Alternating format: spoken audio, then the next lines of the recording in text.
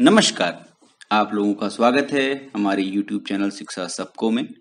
हम लोग उच्चतर माध्यमिक पाठ्यक्रम यानी कि इंटरमीडिएट का व्यवसाय अध्ययन विषय पढ़ रहे हैं। तो आज का जो वीडियो है उसको प्रारंभ करने से पहले मैं चाहूँगा कि आप लोग जो हमारा चैनल है शिक्षा सबको, इसको सब्सक्राइब करें और अगर आपको वीडियोस पसंद आते हैं तो उनको लाइक करें। और हाँ, अगर आपको हमारे जो वीडियोस हैं नए नए वीडियोस के बारे में जानना है तो आप ये बेल आइकन दबाएं और जिससे कि आपको नोटिफिकेशन मिलते रहें, आपको पता चलता रहे कि क्या अपडेट है, हमारे चैनल में कौन सा नया वीडियो आया है। साथ साथ मैं आपके साथ अपना व्हाट्सएप नंबर शेयर कर रहा हूँ जो कि है 7895860757। तो आप लोग अपना इस विषय से संबंधित या किसी और विषय से संबंधित कोई भी परेशानी होती है तो आप लोग हमसे इस व्हाट्सएप नंबर के माध्यम से मैसेज करके पूछ सकते हैं। और आप लोगों से एक अनुरोध ये भी रहेगा कि आप लोग अपने जानने वाले, अपने परिचित, अपने दोस्त जो कि किसी भी हिंदी माध्यम के बोर्ड से पढ़ रहे हैं, भले ही वो हाई स्कूल में हो या इंटर में हो, उनके साथ हमारे इन वीडियोस को, हमारे चैनल को जरूर शेयर। तो प्रारंभ करते हैं। हम लोग मॉड्यूल 1 व्यवसाय हमारे आसपास पढ़ रहे हैं, जिसके के अंतर्गत हम लोग 2 पर हैं, व्यवसायिक सहायक सेवाएं। तो इसमें हमने जो पिछले वीडियोस में बात की वो की बीमा के बारे में। बीमा के सिद्धांत हमने पढ़े कि किस आधार पर बीमा कार्य करता है, क्या सिद्धांतों, किन सिद्धांतों का पालन बीमा के अंतर्गत किया जाता है। फिर हमने परिवहन के बारे में पढ़ा, परिवहन का महत्व जाना, परिवहन के विभिन्न साधनों के बारे में जाना। इसके पश्चात फिर हमने संप्रेषण की बात करी। संप्रेषण में हमने संप्रेषण सेवाओं की बात करी, जिसमें कि 2 प्रकार की सेवाएं शामिल हैं। एक तो होती हैं डाक सेवाएं, जिनको कि पोस्ट ऑफिस या कुरियर इनके द्वारा किया जाता है, और दूसरी होती हैं दूरसंचार सेवाएं, जिनको कि आप जैसे मोबाइल हो गया, टेलीफोन हो गया, ठीक है, ये सब दूरसंचार सेवाओं में आते हैं। इंटरनेट भी दूरसंचार सेवाओं में आता है।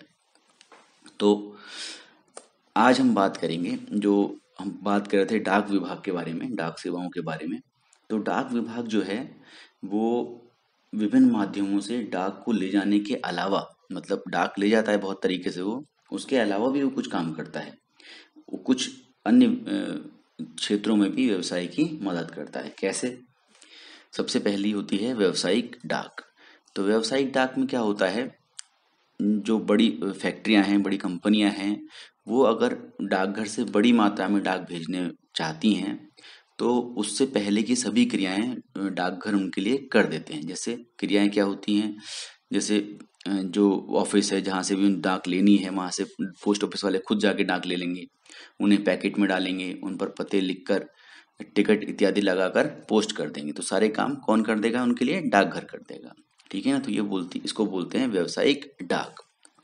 अगली होती है मीडिया डाक। तो डाक विभाग मीडिया पोस्ट के माध्यम से बहुत सारी जो कंपनियां हैं, जो सरकारी कार्यालय हैं, उनको उनके जो संभावित ग्राहक हैं, जो कि उनके माल खरीदने में इंटरेस्टेड हो सकते हैं, जिनको हो सकता है उनके सामान की, उनके उत्पाद की आवश्यकता हो, तो उसके लिए एक साधन उपलब्ध कराता है कौन? मीडिया डाक। इसके अंतर्गत पोस्ट कार्ड, अंतर्देशीय पत्र और अन्य डाक स्टेशनरी पर विज्ञापन की सुविधा प्रदान की जाती है, और उस विज्ञापन के माध्यम से वो लोग अपनी बात लोगों तक पहुंचा सकते हैं, ठीक है ना। इसके साथ साथ पत्र पेटियों पर भी इस प्रकार के विज्ञापनों की या उनको ऐसी जगह पे लगाने की ये सारी सुविधाएं मीडिया डाक के माध्यम से दी जाती हैं, ठीक है।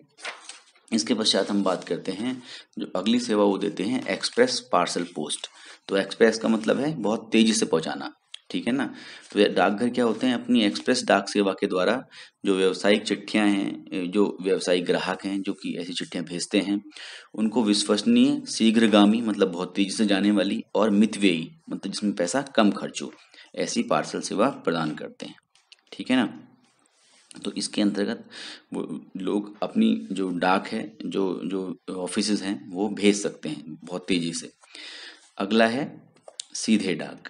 तो इसमें क्या होता है, जैसे जो व्यावसायिक इकाइयां हैं वो अपने पर्चे, अन्य विज्ञापन सामग्री जैसे सीडी, फ्लॉपी, कैसेट, नमूने आदि को कम मूल्य पर सीधे संभावित ग्राहकों को भेज सकते हैं, ठीक है ना। उससे उनका प्रचार हो पाता है। फिर है फुटकर डाक। इसमें क्या है, इसमें जैसे डाकघर में आप टेलीफोन के बिल जमा करने हो, बिजली के बिल जमा करने हो, ठीक है ना, इस प्रकार की जो सार्वजनिक सुविधाएं हैं वो भी उनको एकत्र करने का इस प्रकार की सुविधाएं प्रदान करते हैं। जैसे मान लीजिए आप एक कंपनी है जो कि बिजली बेचते हैं, ठीक है ना। तो अगर आपका जो बिजली का बिल है वो आपको जमा कराना है, तो आप किसके माध्यम से कर सकते हैं? अब उन बिलों को भेजने का काम है वो आप डाकघर के माध्यम से कर भेज सकते हैं, उसको बोलते हैं फुटकर डाक, ठीक है ना। इसी प्रकार से आपने कई बार देखा होगा नौकरी के लिए जो फॉर्म होते हैं, आवेदन पत्र होते हैं, वो भी कहाँ बिकते हैं? डाकघर में बिकते हैं, ठीक है ना। तो ये इस प्रकार की जो सेवाएं हैं वो फुटकर डाक सेवा के अंतर्गत डाकघर प्रदान करते हैं। इसके पश्चात है व्यावसायिक उत्तरापेक्षित डाक। इसमें क्या होता है?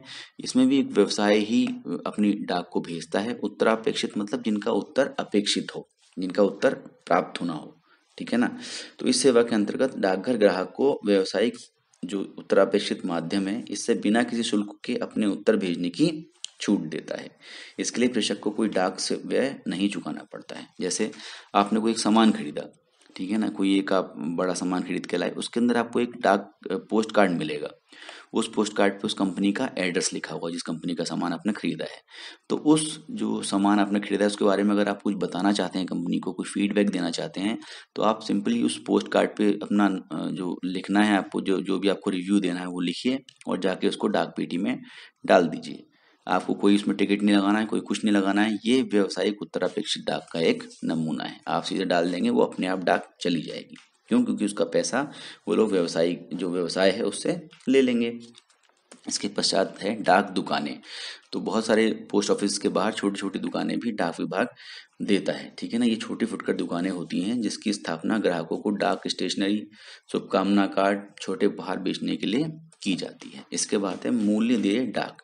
इसमें क्या है? इसके माध्यम से कोई भी व्यवसाय कोई ऐसा प्रोडक्ट भेज सकता है जो जिसका कि मूल्य उसको ग्राहक से प्राप्त करना हो। तो जो डाकघर होगा वो उस उत्पाद को ग्राहक तक पहुंचाएगा, ग्राहक से उसका मूल्य लेगा और वो मूल्य किसको वापस कर देगा?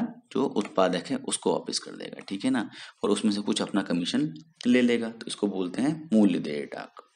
इसके पश्चात है कॉरपोरेट मनी ऑर्डर। जैसे एक सिंपल मनी ऑर्डर होता है, वैसे ही जो कंपनियां हैं वो भी इस प्रकार के जो कॉरपोरेट मनी ऑर्डर है उसका उपयोग कर सकती हैं, ठीक है ना। लेकिन ये सुविधा केवल उन्हीं डाकघरों में उपलब्ध होती है जो कि उपग्रह के माध्यम से एक दूसरे से जुड़े हुए हैं, जो कि सैटेलाइट से जुड़े हुए हैं, ठीक है ना। तो इसमें क्या है? इसमें डाकघर जो है 1 करोड़ रुपए तक की जो राशि है वो हस्तांतरित कर सकते हैं, भेज सकते हैं एक जगह से दूसरी जगह। इसके पश्चात है पोस्ट बॉक्स और पोस्ट बैग सुविधा। कई बार आपने देखा होगा एड्रेसेस में केवल पोस्ट बॉक्स लिखे होते हैं, ठीक है ना। कंपनी का नाम लिखा होगा, पोस्ट बॉक्स नंबर ये नई दिल्ली, ठीक है ना। तो क्या है? उनको एक पोस्ट बॉक्स एक डाकघर में जो डाक विभाग है वो आवंटित कर देता है, उनको दे देता है।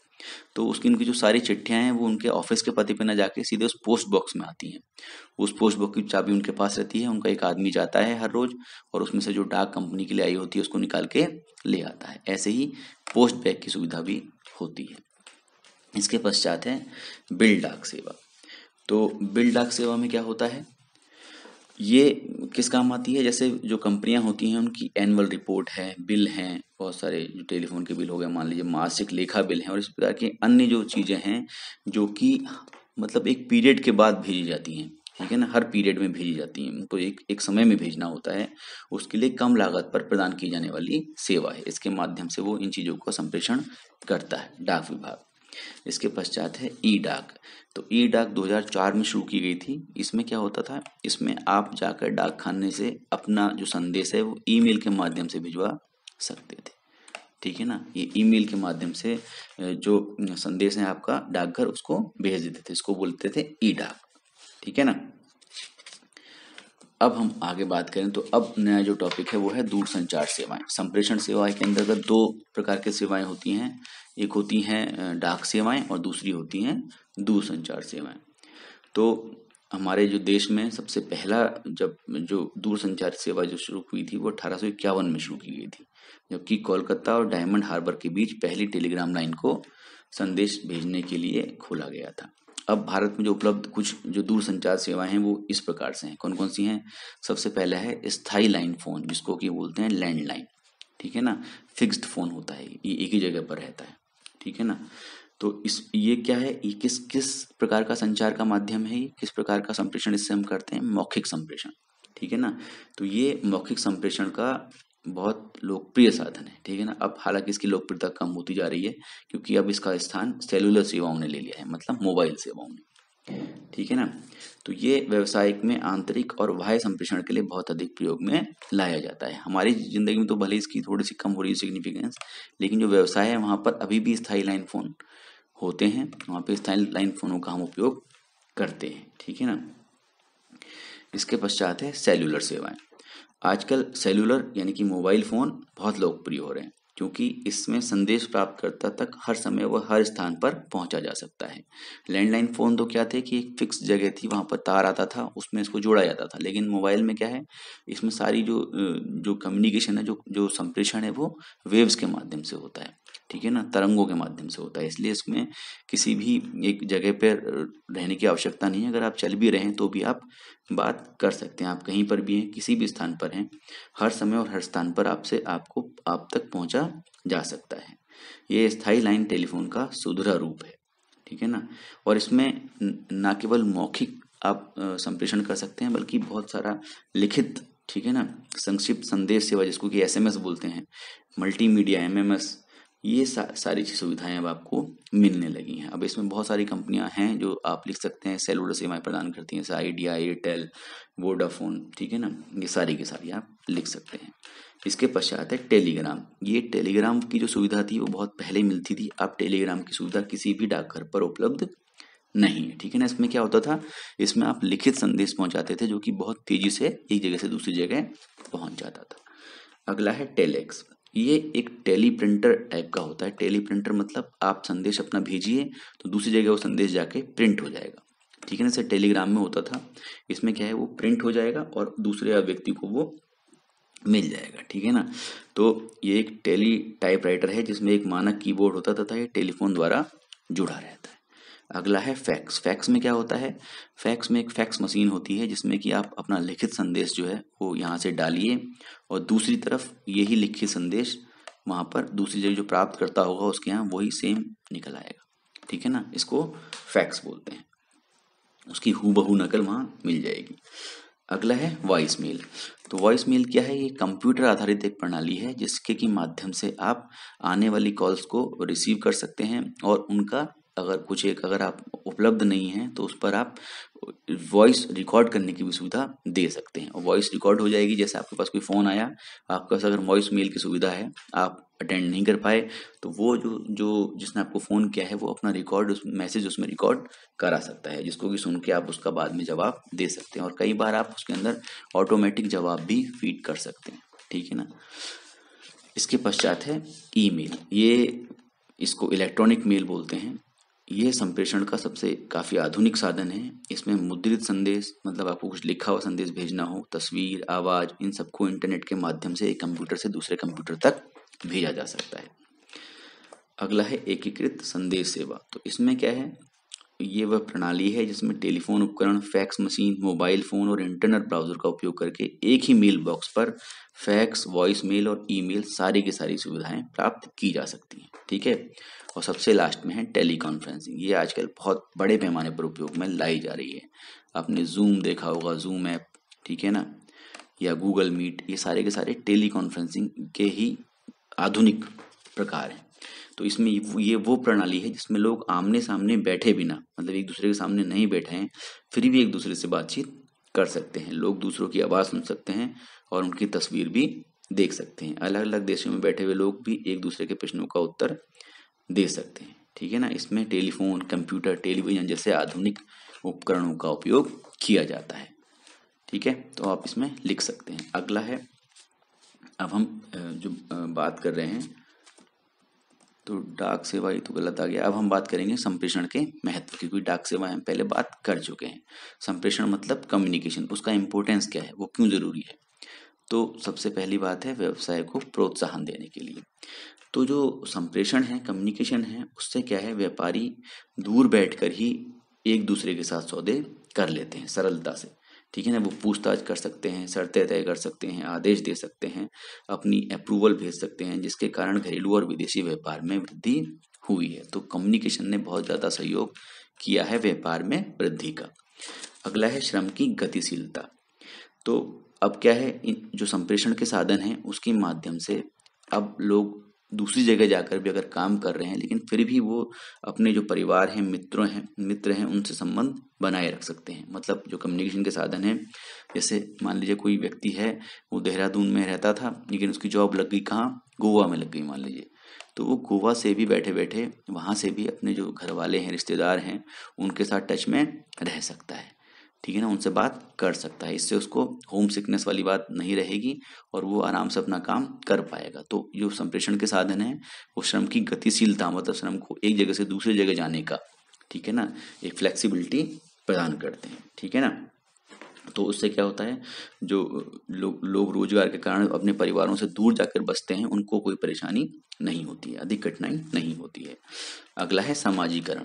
तो जो ये संप्रेषण के साधन हैं, उन्होंने जो समाज है उसको जोड़ने का काम किया है। ठीक है ना, तो उन्होंने सामाजिक संबंध को न केवल बनाए रख सकते हैं आप टेलीफोन या फैक्स या ईमेल के माध्यम से, बल्कि उन्हें और गाढ़ा बना सकते हैं, प्रगाढ़ कर सकते हैं। अगला है समन्वय एवं नियंत्रण। तो प्रभावी संप्रेषण जो होता है, वो बहुत सारे जो विभाग होते हैं किसी एक औद्योगिक, जो जैसे कोई एक फैक्ट्री है, तो उसमें भी कई सारी चीज़ें होती हैं, जैसे उत्पादन का अलग इकाई होती है, मार्केटिंग की अलग इकाई होती है, फाइनेंस वित्त की अलग इकाई होती है, जो लोगों को भर्ती करने वाली वो इकाई अलग होती है। तो इन सब के बीच में जो कोऑर्डिनेशन है, इन सब के बीच में जो समन्वय है, उसको कौन सही करता है, संप्रेषण ठीक करता है। ठीक है ना, उनमें आपस में कम्युनिकेशन होता है, जिसके माध्यम से कि वो समन्वय या नियंत्रण में सहायता करता है। अगला है कार्य निष्पादन में कुशलता। ठीक है ना, तो प्रभावी संप्रेषण जो होता है, जो अच्छा कम्युनिकेशन है, उसका कार्य निष्पादन मतलब इम्प्लीमेंटेशन में कुशलता या श्रेष्ठता लाना होता है। ठीक है ना, उसमें उसका बहुत बड़ा योगदान होता है। अब व्यवसायिक इकाई में नियमित संप्रेषण के कारण दूसरों से जो आप सहयोग चाहते हैं वो आपको मिलता है। क्यों? क्योंकि वह विचार और निर्देशों को भली भांति समझ लेते हैं। जब आप सही तरीके से कम्युनिकेट कर पाते हैं तो आपको कार्य निष्पादन में कुशलता प्राप्त होती है। इसी के साथ साथ एक और कुछ और महत्व इसके हैं, जैसे पेशेवर लोगों के लिए ये सहायक है, जैसे चार्टर्ड अकाउंटेंट है, डॉक्टर हैं, तो मोबाइल टेलीफोन से उन्हें अपना कार्यक्रम निर्धारित करने में सुविधा मिलती है, उसमें आवश्यकता अनुसार परिवर्तन करने में भी सहायता मिलती है। ठीक है ना, तो वो जान पाते हैं कि आज उनको क्या काम करना है, वो उसमें रिमाइंडर लगा सकते हैं, मीटिंग के बारे में उसके अंदर अलार्म लगा सकते हैं। अगला है आपातकाल में सहायक। तो जो संप्रेषण सुविधाएं हैं, इसके माध्यम से कोई इमरजेंसी होती है तो उसमें बहुत ज़्यादा सहायता मिलती है। आप संप्रेषण के माध्यम से ही दूसरों को बता पाते हैं कि आपको किसी सहायता की आवश्यकता है। समुद्री तथा हवाई या वायु यातायात। तो समुद्री यातायात है या हवाई या वायु यातायात है, ये पूरी तरीके से जो एक कंट्रोल रूम होते हैं, जो नियंत्रण कक्ष होते हैं, वहाँ से इनको संदेश मिलते हैं। इनके जो जहाज हो गए, पानी के जहाज हुए चाहे हवाई जहाज है, तो उनको कंट्रोल रूम से सिग्नल्स मिलते हैं, उनसे वहाँ से उनकी बात होती है, वो उनको बताते हैं, उनको गाइड करते हैं कि कहाँ कहाँ उनको जाना है और कौन कौन सी चीज़ों में कंजेशन नहीं है, कहाँ से निकलना है, कब लैंड करना है। ठीक है ना, सारी जो उनको इंस्ट्रक्शंस हैं वो प्राप्त होते हैं कहाँ से, कंट्रोल रूम से। इसके पश्चात है शिक्षा का प्रसार। तो शिक्षा का प्रसार मतलब जो ये संप्रेषण के साधन हैं, इनके माध्यम से आप दूर बैठकर भी शिक्षा प्राप्त कर सकते हैं। शिक्षा के प्रसार में इन्होंने बहुत ज़्यादा महत्वपूर्ण काम किया है। अगर आप कुछ और एग्जाम्पल नहीं मिलता तो आप हमारे चैनल का एग्जाम्पल दे सकते हैं। हम लोग यहाँ दूर बैठकर भी अपने इस संप्रेषण के माध्यम से, क्योंकि ये इंटरनेट भी एक संप्रेषण का माध्यम है, इसके माध्यम से शिक्षा का प्रसार कर पा रहे हैं। ठीक है, अगला है विज्ञापन। तो रेडियो तथा टेलीफोन जनसाधारण के संवाद के साधन है तथा व्यावसायिक फर्मों के लिए विज्ञापन के महत्वपूर्ण साधन है। आपने देखा होगा रेडियो और टेलीविजन पे बहुत बड़ी मात्रा में कंपनियों के विज्ञापन आते हैं। तो इस प्रकार से जो संप्रेषण है वो कंपनियों को उनके माल का प्रचार प्रसार करने में भी सहायक होता है। तो संप्रेषण जो है वो एक व्यवसाय का बहुत महत्वपूर्ण अंग बन गया है। ठीक है ना, इसके बिना अब व्यवसाय किया जाना बहुत मुश्किल है। अगर आप संप्रेषण के किसी साधन का उपयोग ना करें तो आप व्यवसाय मेरे ख्याल से नहीं कर पाएंगे। बहुत परंपरागत टाइप वाले व्यवसाय हैं वही हो पाएंगे। जो नए व्यवसाय हैं या जो अधिकतर व्यवसाय हैं, उनके लिए उनका किया जाना संप्रेषण के बिना संभव नहीं है। अब हम बात करते हैं सबसे अंतिम टॉपिक, भंडारण की।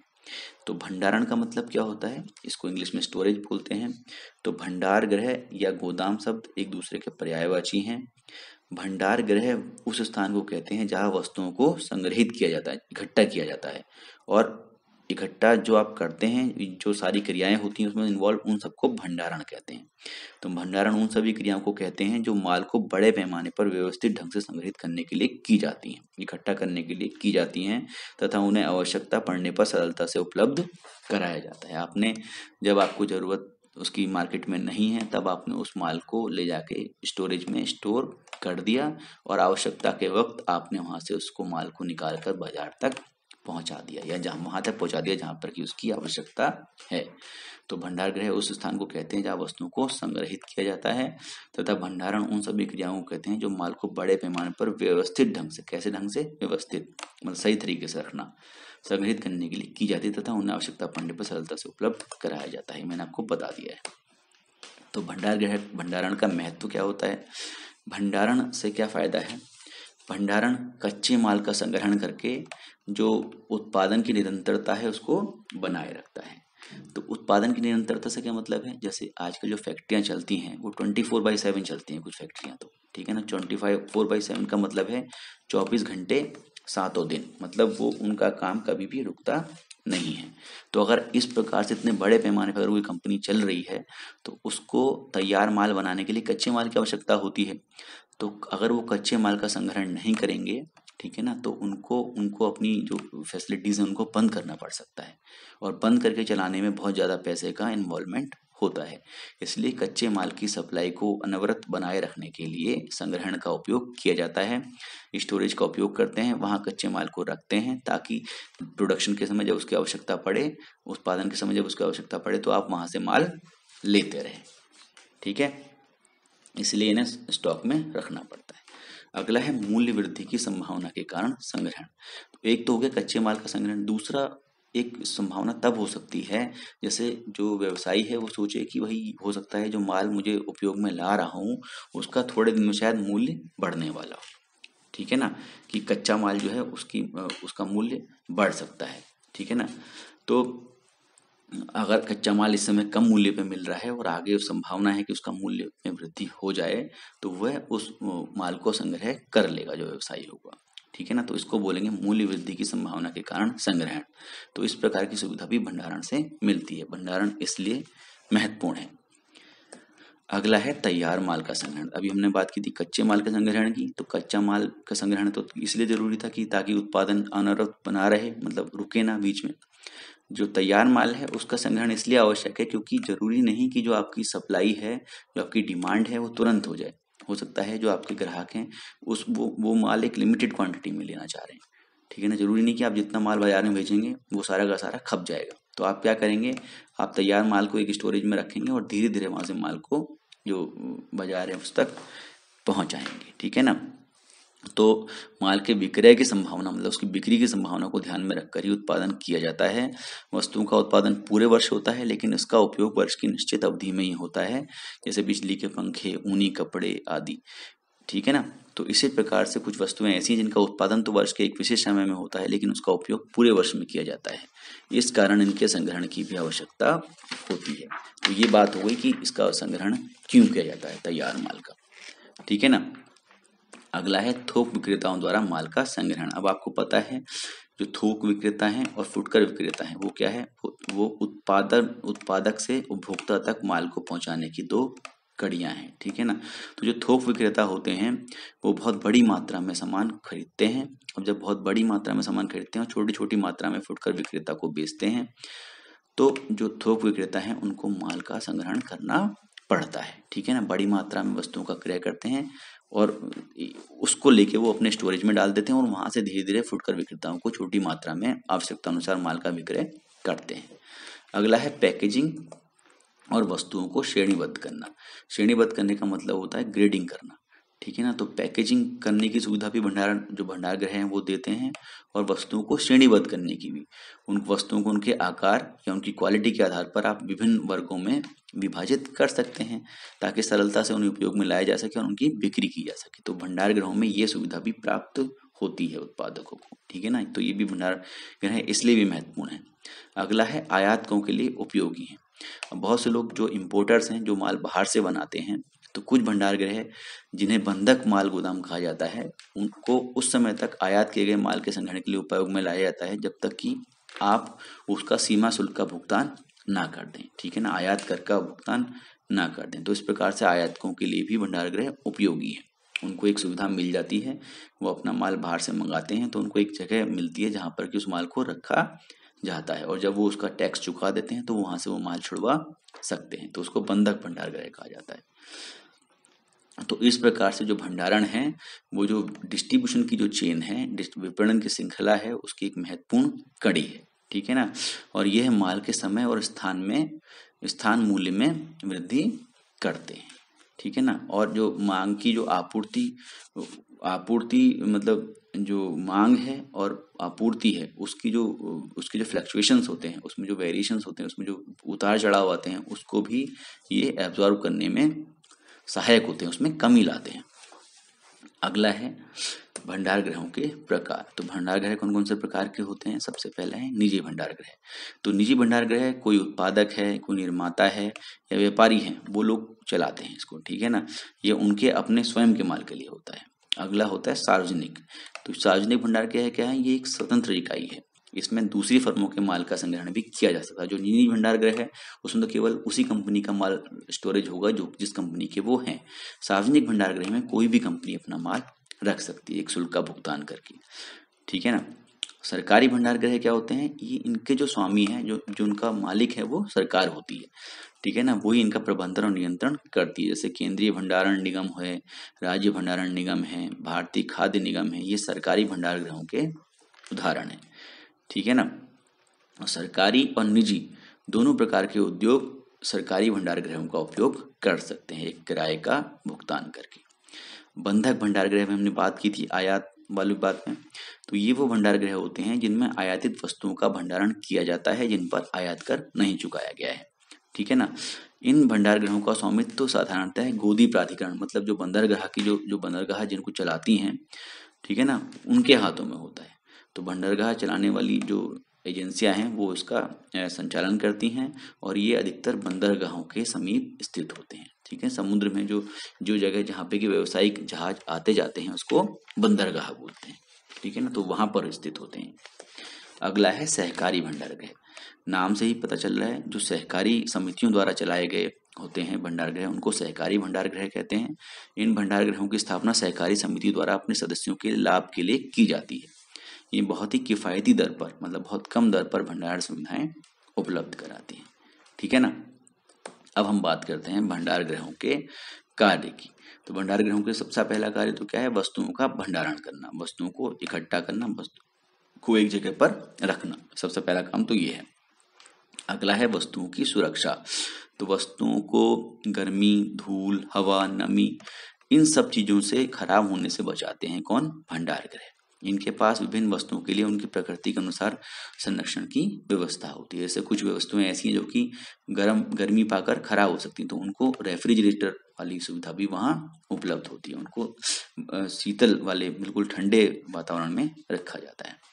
अगला है जोखिम उठाना।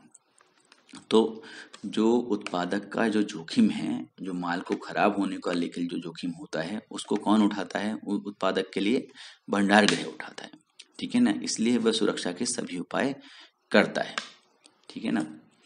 अगला है वित्तीयन। वित्तीयन में किस प्रकार से सहायक होते हैं भंडार गृह? वित्तीयन का मतलब होता है फाइनेंस, मतलब पैसे का जुगाड़ करना। तो जब आप अपना माल भंडार गृह में जमा कराता है कोई उत्पादक, तो उसको एक रसीद मिलती है। उस रसीद पे लिखा होता है कि इसने इतना माल, मान लीजिए 1000 किलो आलू इसने हमारे भंडार गृह में जमा कराए हैं।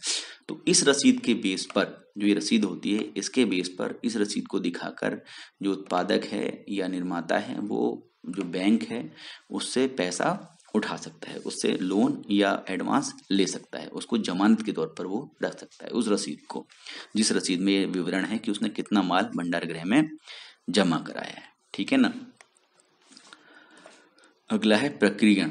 तो बहुत सारी चीज़ें ऐसी होती हैं, वस्तुएं ऐसी होती हैं जिनको कि उसी रूप में प्रयोग में नहीं लाया जा सकता है जिस रूप में उनका उत्पादन किया जाता है। तो उनका उपयोग करने के लिए उनके प्रक्रियण की आवश्यकता है, उनकी प्रोसेसिंग की आवश्यकता होती है। जैसे धान को पॉलिश करने की आवश्यकता होती है, लकड़ी को सीजनिंग करने की आवश्यकता होती है और फलों को पकाया जाता है। तो कई बार भंडार गृह के जो लोग होते हैं, भंडार गृह माल के स्वामी को इन कार्यों को भी कर देते हैं। जो भंडार गृह होते हैं वो जो मालिक है, जो उत्पादक है, उसके लिए इन कार्यों को भी कर देते हैं एक छोटे शुल्क को लेकर। अगला है मूल्य जमा सेवाएं। मूल्य जमा सेवाओं का मतलब है कि मूल्य में वृद्धि करना। जो माल आपके यहाँ रखा हुआ है, ठीक है ना, जैसे हमने बात की थी कि वो ब्रांडिंग करते हैं, उनको अलग अलग श्रेणियों में बांटते हैं, उनको पैकेजिंग करते हैं, ठीक है ना। तो इससे क्या होता है, इससे जो आपने माल वहाँ जमा कराया है उसके मूल्य में वृद्धि हुई, ठीक है ना, उसके मूल्य में कुछ जमा हुई चीज। कैसे? आपने उसकी ब्रांडिंग कर दी, उसमें लेबल लगा दिया। अब जो आपने देखा होगा जो ब्रांड वाला माल होता है वो जो सिंपल, जो साधारण वस्तु है, साधारण उस वस्तु से ज्यादा मूल्य पर बिकता है, ठीक है ना। फिर पैकेजिंग आपने उसकी करवा ली वहां पर ही। तो ये सारी की सारी सेवाएं जो है वो मूल्य जमा सेवाओं में आती है, जो कि भंडार गृह प्रदान करते हैं, ठीक है। तो इस प्रकार से जो ये चैप्टर है वो यहाँ पर समाप्त होता है। मैंने आपको बहुत संक्षेप में चीज़ें पढ़ाई हैं। आपको अगर कुछ भी समझ में नहीं आता है तो आप फ्री हैं, आप पूछ सकते हैं। अधिकतर लोग नहीं पूछते हैं, लेकिन आप पूछना चाहें तो पूछ सकते हैं। आपको अगर कोई चीज़ समझ में नहीं आएगी तो मैं उसको दोबारा से आपको समझा दूंगा। अगर नहीं आपको समझ में आएगा तो मैं आपको उसको वीडियो बनाकर भी समझा सकता हूँ। आपको सिर्फ क्या करना है, आपको हमारे को इस व्हाट्सएप नंबर पर मैसेज करना है, जो कि है 7895860757। आपको कोई परेशानी होती है, कुछ भी समझ में नहीं आता इस टॉपिक में, तो आप मेरे से इस नंबर पर मैसेज कर बात कर सकते हैं, ठीक है। और साथ साथ आप लोगों से फिर एक बार वो अनुरोध रहेगा कि आप लोग अपने जानने वाले, अपने दोस्त, ऐसे लोग जो कि किसी भी हिंदी माध्यम के बोर्ड से पढ़ रहे हों, इंटरमीडिएट की परीक्षा दे रहे हों या फिर हाई स्कूल की परीक्षा देने वाले हों, उनके साथ हमारे इन वीडियोस को और हमारे इस चैनल को जरूर शेयर कीजिएगा, ताकि वो भी हमारी इस जो पहल है उसका लाभ ले सके। धन्यवाद।